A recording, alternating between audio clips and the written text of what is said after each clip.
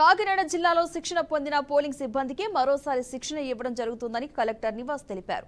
జగ్గంపేట ప్రభుత్వ model degree కళాశాల ఆవరణలో పోలింగ్ సిబ్బందికి నిర్వహిస్తున్న శిక్షణను ఆయన పరిశీలించారు. పోలింగ్ నిర్వహణపై పీఓ, ఓపీఓ, పీపీఓలకు శిక్షణ ఇవ్వడం జరిగిందని అందరూ శ్రద్ధతో నేర్చుకున్నారని అన్నారు. శిక్షణ పరిశీలనలో నియోజకవర్గ రిటర్నింగ్ అధికారి శ్రీనివాసరావు, తహసీల్దార్ భాష, డిప్యూటీ తహసీల్దార్ నాగేశ్వరరావు, రెవెన్యూ సిబ్బంది ఉన్నారు.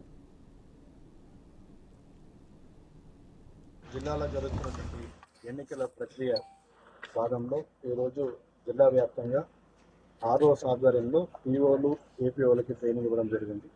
ఈ ట్రైనింగ్ అనేది చాలా కీలకమైనటువంటి ఒక అంశం.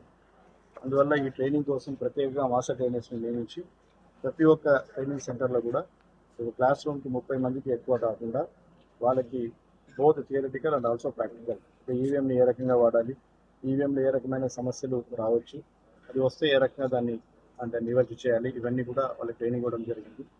అదే రకంగా వాళ్ళు స్టాచ్యుటరీగా వాళ్ళు ఫిల్అప్ చేసి ఇవ్వాల్సిన ఫామ్స్ ఏంటి, దాన్ని ఏ రకంగా దాన్ని భర్తీ చేసి ఇవ్వాలి, ఇవన్నీ కూడా ఫిజికల్గా ప్రాక్టికల్గా వాళ్ళకి ట్రైనింగ్ ఇవ్వడం జరిగింది.